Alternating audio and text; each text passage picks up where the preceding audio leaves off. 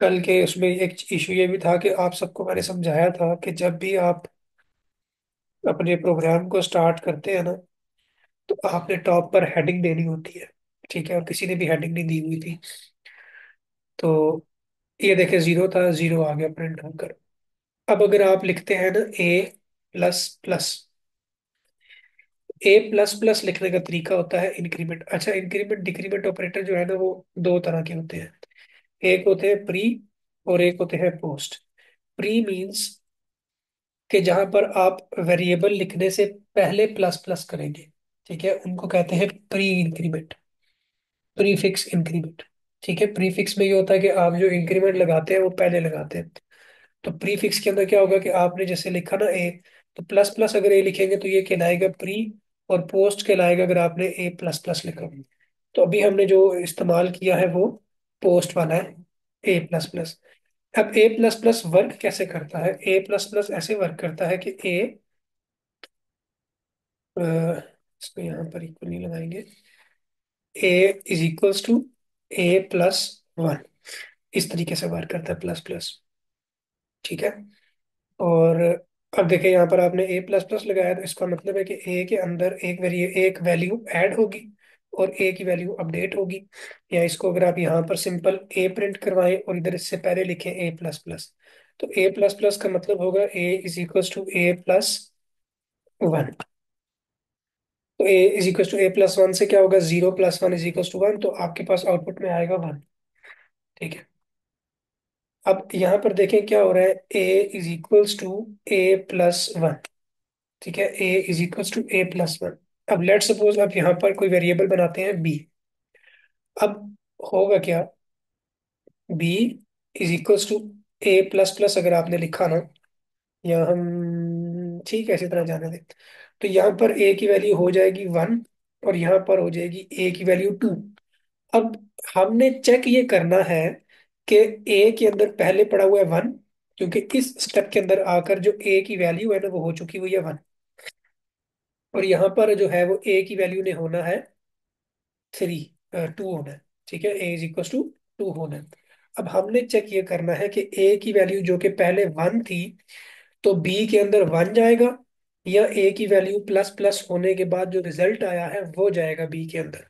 हम इसको आउटपुट करके देखेंगे तो आप देखिएगा कि आपको ए की वैल्यू, और यहाँ पर हम दिखाते हैं थोड़ी सी टैब स्पेस, और फिर हम दिखाते हैं बी की वैल्यू। तो इसमें आपको देखना आउटपुट में नजर आएगा कि जो ए की वैल्यू है ना वो टू हो जाएगी, और टू जाकर बी में स्टोर होगा वन। ठीक है, इसका मतलब ये हुआ कि पोस्ट फिक्स है ना, तो पोस्ट में ये है कि आपकी जो पहले ए की वैल्यू थी ना वो बी को अलॉट होगी, और ए की वैल्यू जो है वो बाद में इंक्रीमेंट हुई, क्योंकि पहले क्या लिखा हुआ है ए, तो ए में जो वैल्यू थी वो चली जाएगी बी के अंदर, और ए को जब एक इंक्रीमेंट मिलेगा तो ए की वैल्यू हो जाएगी टू।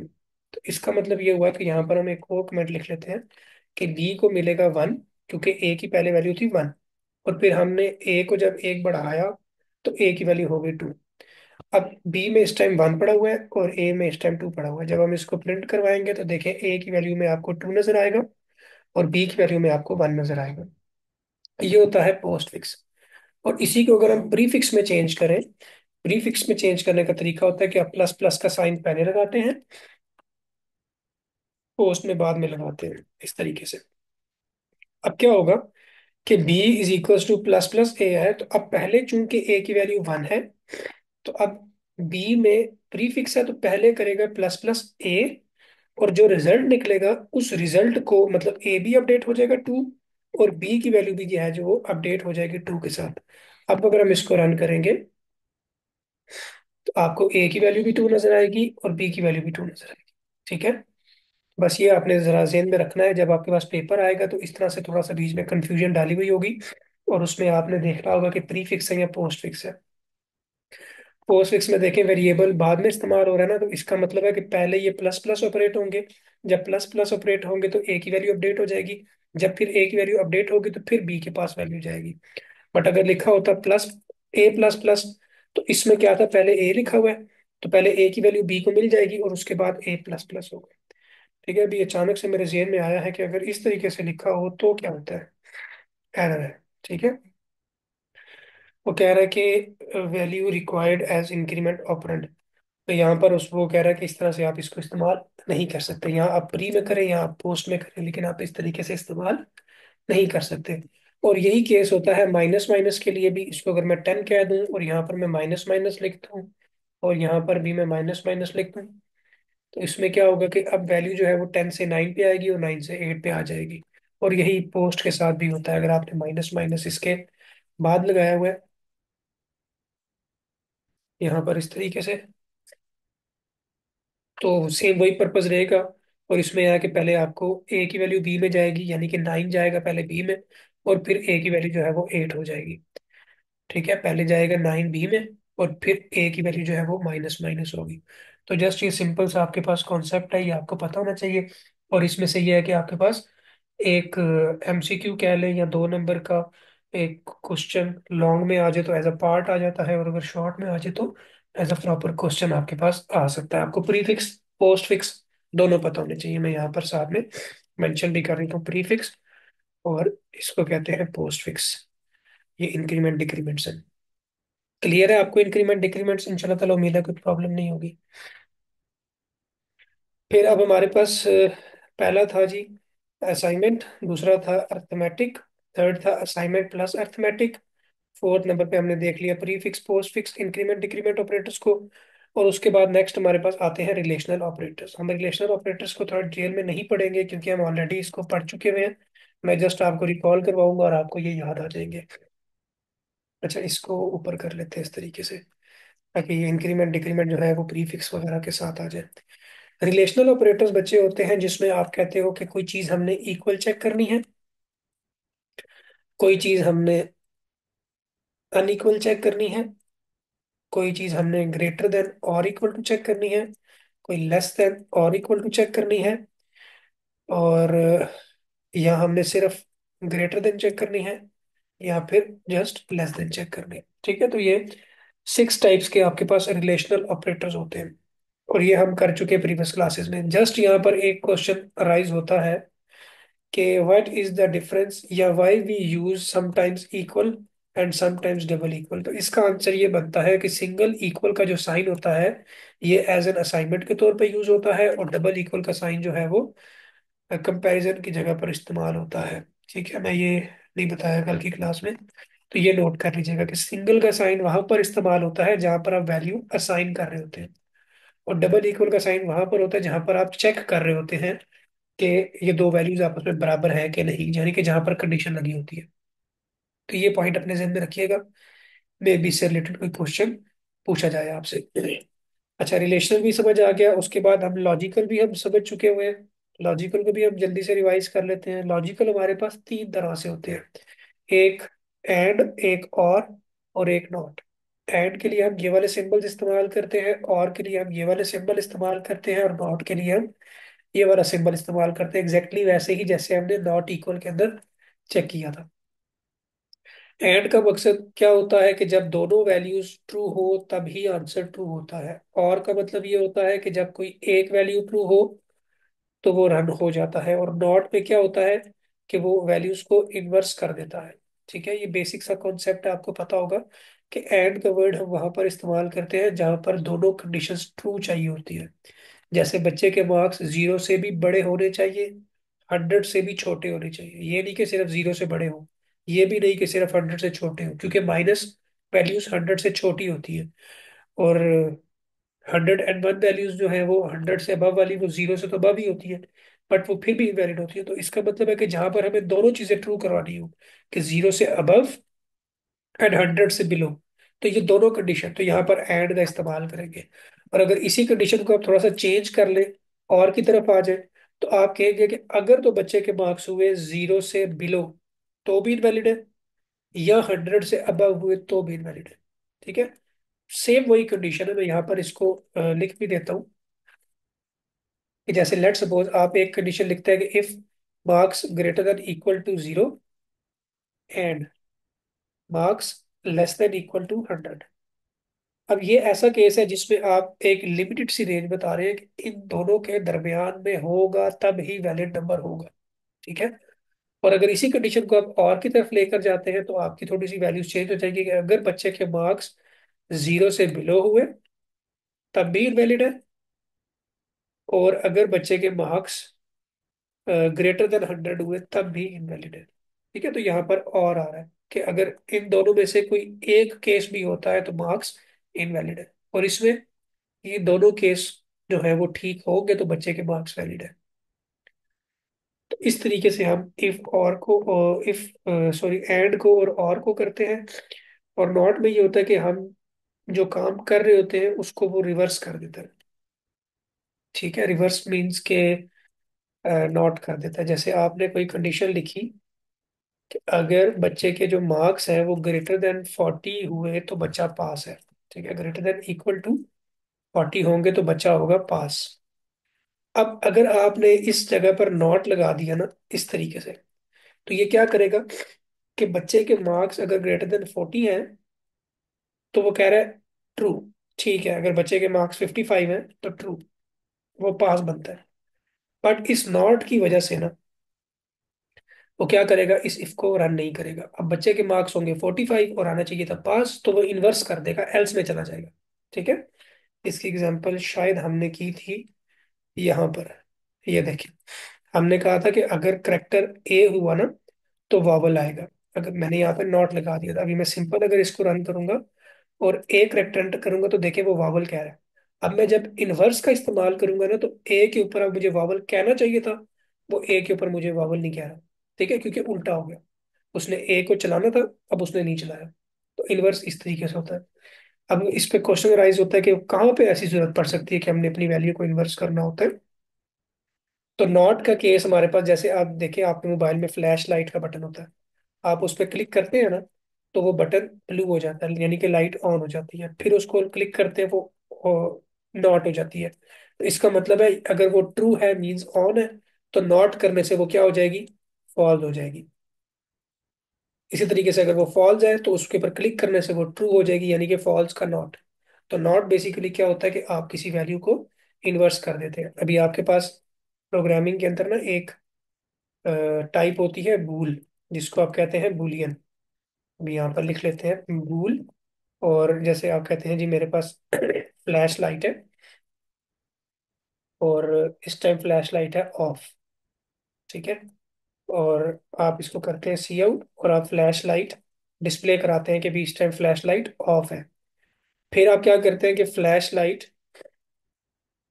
जो है उसको आप डिस्प्ले करवाते हैं। जैसे आप सी आउट करते हैं दोबारा से और फ्लैश लाइट के साथ आप नॉट, बल्कि इसी को हम रन करते हैं। अभी देखिए आपके पास आएगा फॉल्स, कि फ्लैश लाइट जो है वो ऑफ है। फॉल्स 0 मीन्स आ रहा है यहाँ पर फॉल्स। और अगर मैं इसको यहाँ पर नॉट कर दूं इस तरीके से, अब रन करके देखें तो देखिए अब 1 आ रहा है, 1 मीन्स ट्रू। ठीक है। तो नॉट का मतलब ये होता है कि फॉल्स वाली वैल्यू को ट्रू कर देना, ट्रू वाली वैल्यू को फॉल्स कर देना। सिंपल सा है। अगर इसमें कोई कंफ्यूजन है तो मुझे बताइएगा, मैं रिपीट कर दूंगा। ये हो गया हमारे पास रिलेशनल, और उसके बाद आगे लॉजिकल, और फिर लॉजिकल के बाद नेक्स्ट आ गया टर्नरी ऑपरेटर। टर्नरी ऑपरेटर में आपको समझा चुका हूँ आई थिंक क्लास नंबर 5 के अंदर, नहीं 4 के अंदर नहीं, 6 के अंदर ही समझाया होगा। ये रहे टर्नरी ऑपरेटर्स।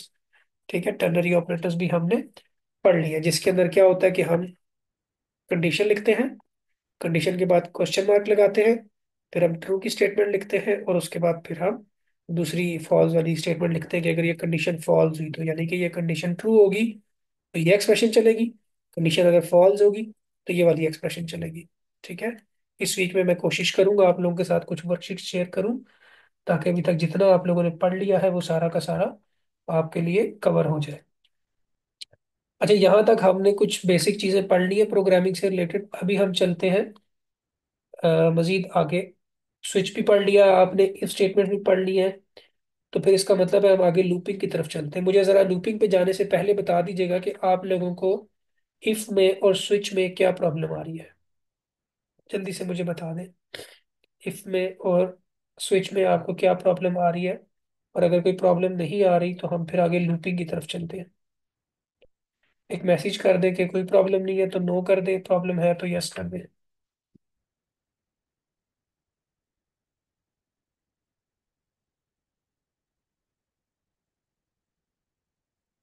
ठीक है, कोई प्रॉब्लम नहीं है बच्चों को, ठीक है माशाल्लाह। अच्छा, लूप्स की तरफ जाने से पहले ना आपको मैं थोड़ा सा एरेज का कॉन्सेप्ट दे दूं कि एरेज क्या होती है। क्लास 7 ही है हमारे पास, और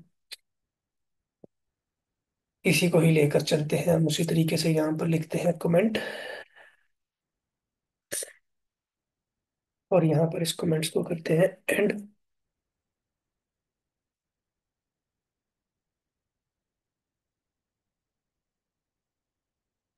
ये रहा जी end, multi line comment end हो गया। अब हम चलते हैं लूपिंग की तरफ, और लूपिंग से पहले ना मैं आपको एरेज का कॉन्सेप्ट दे दूं। एरेज कहते हैं बच्चों, आप जो वेरिएबल्स बनाते हैं ना, जैसे आपने वेरिएबल ए बना दिया, वेरिएबल बी बना दिया, वेरिएबल सी बना दिया, डी बना दिया। 100 बनाने होंगे तो क्या करोगे? A1 A2 A3 A4 A5 A6, 100 variables आपको बनाने पड़ेंगे। ठीक है। तो एरे क्या करती है? एरे हमें हेल्प करती है कि हम एक नाम लिखते हैं, उस नाम के साथ हम उसका साइज डिफाइन करते हैं। मैं इसको नेम ही लिख देता हूँ, नेम ऑफ वेरिएबल कह लें, या फिर नेम ऑफ एरे कह लें। फिर आप लगाते हैं इसके साथ स्क्वायर ब्रैकेट्स, और स्क्वायर ब्रैकेट्स के अंदर आप उसका साइज डिफाइन करते हैं, जैसे 100। तो ये 100 वेरिएबल्स के साथ एक एरे बन जाएगी। इस 100 को भी मैं साइज लिख देता हूँ। तो ये तरीका होता है इसको बनाने का। इसमें क्या होगा कि अब आपको A1 A2 A3 A4 करके नहीं करना पड़ेगा, बल्कि जो आपने वेरिएबल का नेम लिखा है ना, और साथ आपने जो साइज दिया है, उतने वेरिएबल्स ऑटोमेटिकली बन जाएंगे। और दूसरी चीज इसमें ये होती है कि वेरिएबल जब आप बनाते हैं ना, तो वेरिएबल जो है वो मेमोरी लोकेशन तरह तरह की जगह पर जाते हैं, बट एरेज के अंदर क्या होता है, कॉन्जेक्यूटिव लोकेशंस जो है वो बुक हो जाती है एरेज के लिए मेमोरी के अंदर ना। डिफरेंट लोकेशंस की बजाय एक लोकेशन, उसके बाद दूसरी, मतलब पूरी शेल्फ जो इसको कहते हैं ना, पूरी की पूरी एक शेल्फ आपके लिए बुक हो जाती है, जितना साइज आपने डिफाइन किया होता है। तो एरेज का कॉन्सेप्ट आपको पता होना चाहिए। और थर्ड चीज इसके अंदर ये होती है कि एरेज का जो स्टार्टिंग इंडेक्स होता है वो 0 होता है, एंड एंडिंग इंडेक्स जो होता है वो आपका साइज -1। यानी कि अगर आपने यहाँ पर लिखा है ना एरे, लेट्स सपोज आपने बनाई है ए, और उसका साइज रखा है आपने 100, ऐसे। इसका मतलब है कि आपका जो स्टार्टिंग इंडेक्स है ना, वो है A0, और जो एंडिंग इंडेक्स है वो है A और 99। ठीक है, इस तरीके से आपकी 100 वैल्यूज पूरी होती है, यानी कि 1 से लेकर 99 तक ये वैल्यूज, और 0 वाली आपकी 100th वैल्यू। तो ये तरीका कार होता है। अब यहाँ पर ये सारी बातें आपको बताने का मकसद ये था कि एरेज और लूपिंग का आपस में कुछ होता है ताल्लुक। तो आपको ये कॉन्सेप्ट पता हो कि हम लूप को 0 से क्यों स्टार्ट करते हैं। हम 1 से भी कर सकते हैं, बट हम 0 से ही क्यों स्टार्ट करते हैं, ये आपको पता होना चाहिए। तो चले हम स्टार्ट करते हैं अपने लूपिंग को। देखिए, हमारे पास 3 चीजें होती हैं प्रोग्राम के अंदर। आपने चैप्टर नंबर 3 आपकी बुक का जो है वो आपने पढ़ा हुआ है। तो चैप्टर नंबर 3 का नाम है ऊप। ऊप कहते हैं ऑब्जेक्ट ओरिएंटेड प्रोग्रामिंग लैंग्वेज। तो ये जो ऑब्जेक्ट ओरिएंटेड प्रोग्रामिंग है ना, इससे ये वर्ड बना है ऊप। और यूनिवर्सिटी में जाकर आपका ये प्रॉपर एक सब्जेक्ट बन जाएगा। और यूनिवर्सिटी से पास आउट होने के बाद इंशाल्लाह ताला आप लोग जब मार्केट में जाएंगे तो आपसे इंटरव्यू के लिए जो क्वेश्चंस किए जाएंगे वो इस ऊप से रिलेटेड हो। ठीक है। अब ऊप बेसिकली चीज क्या है? ऊप है जी ऑब्जेक्ट्स बेस। आप जो प्रोग्रामिंग करते हैं ना, यानी कि आप सैंपल्स तैयार कर लेते हैं, इसको ब्लूप्रिंट्स कहते हैं। वो ब्लूप्रिंट्स आप तैयार कर लेते हैं, और उस ब्लूप्रिंट्स की बेस के ऊपर फिर आप अपने प्रोग्राम को बार बार रन करते रहते हैं। जैसे आपने एक ऑब्जेक्ट बना लिया स्टूडेंट का, एक क्लास बना ली, और उस एक क्लास की बेस के ऊपर आप 100 हो या 200 स्टूडेंट्स हो, आप उनका डाटा फीड कर सकते हैं। पर वन बाय वन हम इन चीज़ों को लेकर चलेंगे आगे क्लासेस में, इसकी डिटेल एग्जाम्पल आएगी नेक्स्ट चैप्टर्स के अंदर। अभी हम चलते हैं लूप्स की तरफ। लूप्स कहते हैं जी रिपीटिशन होती है। अच्छा, मैं बता रहा था कि तीन चीजें होती हैं आपके पास। सबसे पहली होती है सीक्वेंस, दूसरी होती है कंडीशन, कंडीशन को हम क्या कहते हैं, सिलेक्शन, सिलेक्शन, और तीसरी होती है रिपीटिशन। ये तीन चीजें आपको पता होनी चाहिए। ये तीन चीजें बेस करती हैं आपकी ऑब्जेक्ट ओरिएंटेड प्रोग्रामिंग लैंग्वेज में। जब आपसे कहा जाए कि आप ये चीज फाइंड करके दें, वो चीज फाइंड करके दें, ये फार्मूला ऑपरेट करके दें, जैसे बच्चे के परसेंटेज फाइंड करके दें, तो बच्चे की परसेंटेज फाइंड करने के लिए आपको किसी कंडीशन की जरूरत नहीं है। बस आप बच्चे से मार्क्स लेंगे, उसको डिवाइड करेंगे और उसकी परसेंटेज निकल आएगी, जस्ट। बट अगर आपसे कहा जाए कि बच्चा पास है या फेल है, चेक करके बताएं, तो फिर उसके लिए सिलेक्शन आ जाएगी। और इसी तरीके से अगर आपसे कहा जाए कि कोई काम करें बार बार हो, जैसे 10 बच्चों के मार्क्स चेक करें या एक ही बच्चे के 6 सब्जेक्ट्स के मार्क्स, तो वहां पर रिपीटिशन आ जाती है। बस ये बेसिक से कॉन्सेप्ट्स आपको पता होना चाहिए कि हमने कब प्रोग्राम को सीक्वेंस वाइज चल रहे हैं, कब हमने प्रोग्राम में सिलेक्शन को इन्वॉल्व करना है यानी कि इफ एल्स स्विच को, और कब हमने रिपीटिशन यानी कि लूप्स वगैरह को इन्वॉल्व करना है, ये आपको पता होना चाहिए। तो अभी चलते हैं, सीक्वेंस और सिलेक्शन हम कर चुके हैं, बेसिक प्रोग्राम में सीक्वेंस ही था, और सिलेक्शन वाले इफ एल्स हम कर चुके हैं। अभी चलते हैं रिपीटिशन की तरफ। रिपीटिशन में हमारे पास जो लूप्स इस्तेमाल होते हैं वो तीन तरह के होते हैं। तीन तरह के लूप्स का हम इस्तेमाल करते हैं, और वो है जी फॉर लूप, वाइल लूप और डू वाइल लूप। ये तीन तरह के लूप हैं। इन तीनों के बारे में आपको पता होना चाहिए कि ये क्या है। फॉर लूप कहते हैं pre condition check, while loop होता है प्री कंडीशन चेक, जबकि डू वाइल होता है पोस्ट कंडीशन चेक। ठीक है, ये आपने बात याद रखनी है, मैं भी समझाता हूँ कि कैसे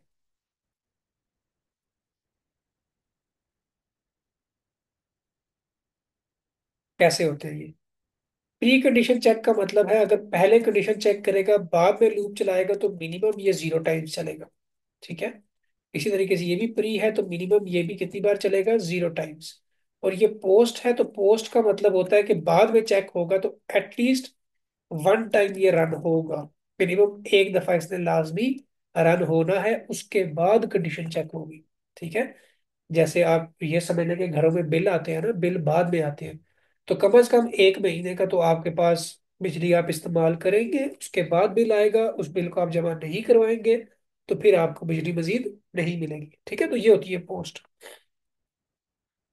अब चलते हैं अपने लूप्स को स्टार्ट करते हैं। सिंपल से लूप से स्टार्ट करेंगे। सबसे पहले हम फॉर लूप को देखेंगे कि फॉर लूप हम बनाते किस तरीके से। हम फॉर लूप का भी सबसे पहले स्ट्रक्चर देखते हैं कि फॉर लूप कैसे बना जाता है। बनाया जाता है स्ट्रक्चर ऑफ फॉर लूप, या फिर आप इसको ये भी कह सकते हैं कि syntax of for loop. Structure या फिर सिंटेक्स, कि क्या तरीका होता है फॉर लूप बनाने का। तो फॉर लूप बनाने के लिए सबसे पहले कीवर्ड इस्तेमाल होता है फॉर का। इसके बाद हम यहाँ पर लिखते हैं इनिशियलाइजेशन। इनिशियलाइजेशन क्या होता है कि वेरिएबल को स्टार्टिंग वैल्यू देना। समटाइम्स ऐसा होता है कि जब हम वेरिएबल को स्टार्टिंग वैल्यू देते हैं तो हम उसको वहीं पर बना भी देते हैं। ठीक है, तो समटाइम्स डिक्लेरेशन और डेफिनेशन यानी कि इनिशियलाइजेशन हम इसी जगह पर कर देते हैं। डेफिनेशन और डिक्लेरेशन हम इसी जगह पर कर देते हैं। जैसे हम लिखते हैं integer I is equal to 1। ठीक है, आप लोगों ने क्लासेस में पढ़ा होगा integer I is equal to 1। और समटाइम्स ऐसा होता है कि हम इंटीजर आई टॉप पे बनाकर आ चुके होते हैं, लूप के अंदर सिर्फ हम लिखते हैं आई इज इक्वल टू 1। फिर लगता है सेमी कॉलन। ठीक है, ये चीज याद रखनी है कि यहाँ पर लगता है सेमी कॉलन। सेमी कॉलन के बाद यहाँ पर लगती है कंडीशन।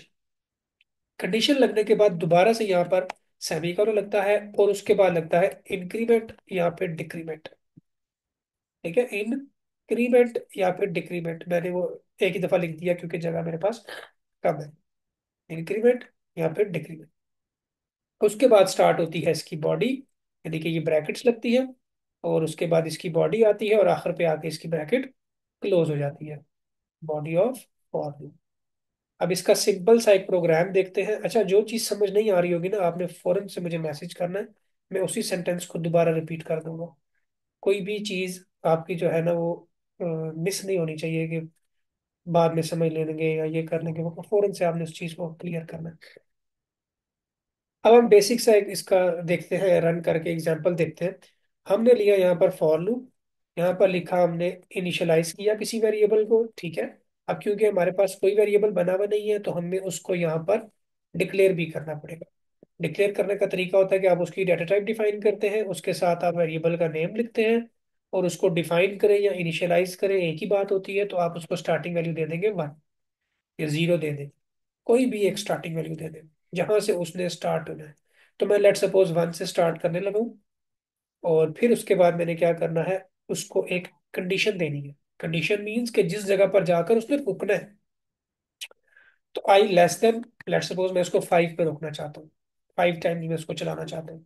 तो 1 से स्टार्ट हुआ और 5 तक, अब 5 से पहले लेस लिखा ना, तो इसका मतलब है 5 पे नहीं जाएगा, 1 2 3 4, तो ये 4 टाइम्स चल रहा है। अगर 5 टाइम्स चलाना है तो मैं यहाँ पर इक्वल भी लिख दूंगा कि 5 पे भी चलना चाहिए। और लास्ट पे क्या है जी, इंक्रीमेंट डिक्रीमेंट, यानी कि आई प्लस प्लस। इस तरीके से प्रोग्रामिंग की बेहतर समझ आती है जब आप एक्सप्लोरेशन करते हैं। कोई लाइन लिखते हैं, उसमें कोई प्रॉब्लम आती है, उस प्रॉब्लम को आप सॉल्व करते हैं, फिर टेस्ट करते हैं, फिर प्रॉब्लम आती है, फिर उसको सॉल्व करते हैं। तो इस तरह आपकी प्रोग्रामिंग जो है वो अच्छी होती है। अब यहाँ पर मैं एक सिंपल सी आउट की स्टेटमेंट लिखता हूँ, और मैं कहता हूँ wow we are learning loops, और इसको मैं प्रिंट करवाता हूँ। क्लास का टाइम रह गया 10 मिनट, तो जो भी क्वेश्चन है वो आप साथ साथ पूछ लें। सिर्फ आज हम फॉर लूप पढ़ेंगे। अब देखिए क्या हुआ कि wow we are learning loops, wow we are learning loops. अब क्या हुआ कि बार बार लूप चला, 5 टाइम्स चला, तो उसने 5 टाइम्स उसको प्रिंट कर दिया। बट मिस्टेक क्या हुई कि हमने न्यू लाइन वाला काम नहीं किया, जिसकी वजह से एक ही लाइन में सारे के सारे आउटपुट्स आ गए। तो अभी हम क्या करेंगे, फुल स्टॉप लगाएंगे, सॉरी न्यू लाइन लगाएंगे, और अब चेक करेंगे तो देखें 1 2 3 4 एंड 5 टाइम्स जो है वो प्रिंट हो गया। अब लूप जो है ना वो 5 टाइम्स प्रिंट हुआ। तो जब फर्स्ट टाइम लूप चला तो आई की वैल्यू थी 1। अब ये लूप चलता कैसे है, अभी आप इसको जरा समझिएगा। लूप चलता ऐसे है कि सबसे पहले इनिशियलाइज वाली लाइन चलती है, यानी कि आई इज इक्वल टू 1, ये वाली। जब ये लाइन चल जाती है उसके बाद चलती है कंडीशन। कंडीशन अगर ठीक होती है तो कंडीशन के बाद चलती है बॉडी। जब बॉडी कंप्लीट हो जाती है उसके बाद चेक होता है इंक्रीमेंट डिक्रीमेंट, जैसे इस केस में आई प्लस प्लस है। ठीक है, सबसे पहले ये चला, ये चलने के बाद कंडीशन चली, कंडीशन चलने के बाद बॉडी चली, बॉडी चलने के बाद इंक्रीमेंट डिक्रीमेंट हुआ। फिर इंक्रीमेंट डिक्रीमेंट होने के बाद दोबारा से जाता है कंडीशन के ऊपर, और फिर जाता है बॉडी के ऊपर, और फिर जाता है इंक्रीमेंट डिक्रीमेंट के ऊपर। तो मैं ये पेंसिल यूज करने लगा हूँ, ये आपको नजर आ रही है ना स्क्रीन के ऊपर? जल्दी से मुझे बता देंगे ये नजर आ रही है कि नहीं आ रही। तो अभी देखिएगा, मैं आपको इसके जरिए समझाऊंगा कि कैसे ये लूप वर्क करता है। सर एक एमसीक्यू था हमारा, when for loop will not work, तो इसका आंसर क्या होगा, टर्मिनेटर होगा क्या? When for loop will not work, हाँ इसका टर्मिनेटर ही होगा। एमसीक्यू था तो उसमें ऑप्शंस होंगे ना, मैं भी समझाता हूँ। मैं यहाँ पर मैंने इसी ने जगह छोड़ दी थी, मैं वो डिस्कस करने लगा था, लेकिन मैंने कहा चले पहले मैं आपको ये बता दूं फिर वो बताता हूँ। वैसे मैं ये पॉइंट आपको पहले भी बता चुका हूँ इफ के केस में। अच्छा, इसको देखिएगा मेरे मार्कर को। लूप ऐसे चलता है कि सबसे पहले चलती है ये लाइन, उसके बाद चलती है increment decrement, sorry sorry repeat करने लगो, सबसे पहले चलता है इनिशियलाइजेशन, फिर कंडीशन, कंडीशन के बाद चलती है बॉडी, बॉडी चलने के बाद मूव हो जाता है इंक्रीमेंट डिक्रीमेंट के पास, इंक्रीमेंट डिक्रीमेंट के बाद जाता है कंडीशन के पास, कंडीशन के बाद फिर आती है बॉडी, फिर आता है इंक्रीमेंट डिक्रीमेंट, फिर कंडीशन, फिर बॉडी, फिर इंक्रीमेंट डिक्रीमेंट, फिर कंडीशन, फिर बॉडी। तो ये लूप की बेसिकली शेप होती है। ठीक है, ये इस तरह से चलता रहता है, चलता रहता है, चलता रहता है। तो ये रुकता कब है? रुकता ये है इस जगह पर, इस बेस पर इस लूप ने रुकना होता है, स्टॉप होना होता है। तो देखें, आपको वो पॉइंट याद होगा कि ये प्री टेस्ट है, तो ये एटलीस्ट 0 टाइम्स चलेगा। अब इसको 0 टाइम्स चला कर देख लेते हैं। जैसे ये रन किया, तो ये देखें, ये 5 टाइम्स आया। अब लेट सपोज मैं यहां पर लिख देता हूँ I is less than equal to 0। तो अगर ये कंडीशन ट्रू है तो चलता रहेगा, कंडीशन फॉल्स हो जाएगी तो नहीं चलेगा। तो अब देखें, ये लूप एक दफा भी आपके पास आउटपुट नहीं आई। इसका मतलब ये हुआ कि इसने पहले कंडीशन चेक की। तो पहले जब कंडीशन चेक की तो कंडीशन क्योंकि फॉल्स होगी, देखें आई की वैल्यू 1 थी। 1 < <0 तो 1 तो ना 0 से छोटा है और ना ही 1 0 के बराबर है। तो इसका मतलब ये हुआ कि ये कंडीशन फॉल्स हो। तो जब ये वाली कंडीशन फॉल्स हो जाती है तो फिर लूप की बॉडी नहीं चलती। लूप की बॉडी तब तक चलती है जब तक ये कंडीशन ट्रू रहती है। तो यहाँ पर हमने लिखा हुआ था 5। ठीक है, अब आपको ये सारी बातें समझ आ गई जो मैंने बताई थी। अब आप क्या करते हैं कि एक गलती करते हैं। वो गलती ये होती है कि आप यहाँ पर लिख देते हैं सेमी कॉलन, क्योंकि एक फ्लो बना होता है और उस फ्लो के तहत आप यहाँ पर लिख देते हैं सेमी कॉलन। अब देखें, अगर मैं सेमी कॉलन नहीं लिखता हूँ ना, मैंने यहाँ पर 5 लिखा हुआ है, तो इसका मतलब है कि ये लूप 5 टाइम्स चलेगा। जब ये लूप 5 टाइम्स चलेगा तो wow we are learning loops जो है वो 5 टाइम्स प्रिंट हो जाएगा। बट अगर मैंने मिस्टेकनली यहाँ पर सेमीकोलन लगा दिया ना, तो सेमीकोलन का मतलब होता है कि ये जो स्टेटमेंट है ना, ये यहाँ पर एंड हो गई है। तो जब स्टेटमेंट एंड हो जाती है ना, तो फिर ये लूप का पार्ट नहीं रहेगा, क्योंकि लूप जो है वो आपने कहा इस सेमीकोलन पे आके एंड हो गया। तो लूप कह रहा था कि 5 times wow we are learning loops run होना चाहिए। अभी वो 5 टाइम्स नहीं होगा, एक दफा प्रिंट होगा। ठीक है। एक दफा प्रिंट क्यों होगा? क्योंकि ये 5 टाइम्स लूप ने चलना था और इसके अंदर ही चल चल के वो रुक गया, क्योंकि ये आपने उसको एंड पॉइंट दे दिया। उसके बाद ये एक ही दफा रन हुआ। ठीक है, ये चीज आपको पता होनी चाहिए कि क्यों हम सेमीकोलन यूज नहीं करते। आप देखिएगा, जहां जहां पर आप सेमीकोलन यूज नहीं ना करते, वहां वहां पर उसका मतलब होता है कि इसके आगे हम इसके बारे में कुछ बताने लगे। देखिए, मेन फंक्शन के आगे आप सेमीकोलन नहीं लगाते ना। क्यों नहीं लगाते? क्योंकि मेन फंक्शन के अंदर हम कुछ बातें करने वाले हैं। पिछली क्लासेस में चले जाए तो आपने जो इफ लगाया ना, इफ के आगे आप देखें सेमीकोलन नहीं लगाते हैं। क्यों नहीं लगाते इफ के आगे? क्योंकि हम इफ के आगे कुछ डिफाइन करने वाले हैं।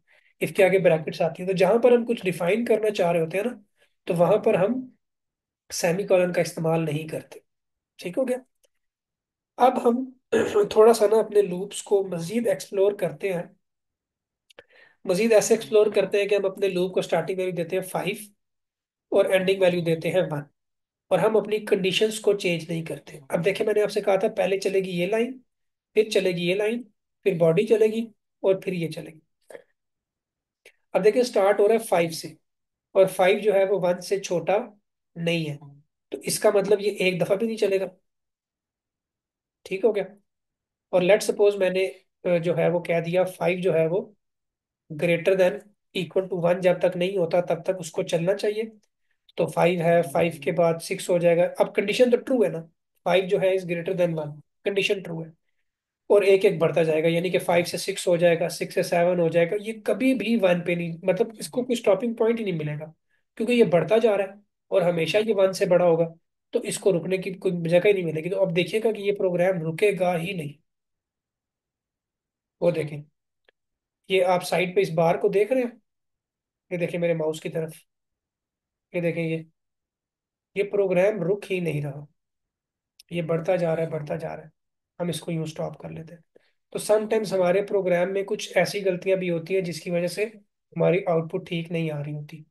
अब हम अगर इसको रिवर्स चलाना चाहते हैं, जैसे आई को हमने 5 से स्टार्ट कर दिया और 1 तक लेकर जाना चाहते हैं, तो हमने कहा 5 से स्टार्ट होगा और तब तक चलेगा जब तक 1 से बड़ा है। 1 पे आके हमने इसको रोकना है। जी जी, मैं रिपीट कर देता हूँ। देखिए, अब यहाँ पर हमने लिखा हुआ है 5, आई को हमने स्टार्टिंग वैल्यू दी है 5, और हमने कहा है कि ये लूप तब तक चले जब तक आई की वैल्यू जो 5 है ना, वो फिर नेक्स्ट टाइम जो भी होती है, नेक्स्ट टाइम जो भी होती है, ये तब तक चले जब तक वो 1 से बड़ी है। और हमने आगे लिखा हुआ है प्लस प्लस, यानी कि वो फर्स्ट टाइम 5 होगी, फिर नेक्स्ट टाइम वो 6 होगी, फिर 7 होगी, फिर 8 होगी, 9 होगी, 10 होगी, 11 12 13। तो ये हमेशा 1 से बड़ी रहेगी। ठीक है, इस होना ये चाहिए था कि हम लिखते 5, 5 के बाद लिखते 4, 4 के बाद लिखते 3, फिर लिखते 2, फिर लिखते 1, तो 1 पे जाके रुक जाता। तो हमने इसको रिवर्स चलाने की बजाय ऊपर की तरफ चला दिया। तो अब इस केस में कभी भी ये कंडीशन जो है वो फॉल्स नहीं होगी, हमेशा जो है वो आई की वैल्यू 1 से ग्रेटर ही रहेगी। तो जब आई की वैल्यू हमेशा 1 से ग्रेटर रहेगी तो ये लूप कभी भी नहीं रुकेगा। और यही हमने रन करके देखा कि हमेशा ये आई की वैल्यू जो है वो 1 से ग्रेटर है, 5 6 7 8 9 10, तो ये कभी भी नहीं रुकेगा। ठीक है, होना ये चाहिए था कि यहाँ पर लिखा है आपने 5, और आप कह रहे हैं 5 जो है वो 1 से बड़ा है, तो चले। तो यहाँ पर आपने लिखा माइनस माइनस। इससे क्या होता कि 5 है, 5 के बाद होता जब माइनस माइनस तो होता 4, फिर माइनस माइनस होता 3, फिर 2, फिर 1। तो अभी देखिएगा ये आपका 5 4 3 2 एंड 1। ठीक है, अभी हमने फॉर लूप के बारे में बहुत सारी बातें करनी है, वो इंशाल्लाह ताला हम कल के लेक्चर में करेंगे। यहाँ तक आपको कोई इशू है तो जल्दी से मुझे बता दें, 1 मिनट से कम टाइम रह गया। अगर कोई इशू नहीं है तो क्लास एंड होने से पहले जल्दी से मैसेज कर दें कि कोई इशू नहीं है। ओके, ओके का मैसेज कर देंगे, ओके, अगर कोई इशू नहीं है तो। Okay, no issue. ठीक है, नो इश्यूज, चले जबरदस्त हो गया। ओके, आपको आज टास्क नहीं दिया ना, टास्क मैं आपको ग्रुप में शेयर करता हूँ। ठीक है, टास्क में ग्रुप में शेयर करता हूँ। ओके बच्चों, अल्लाह हाफिज।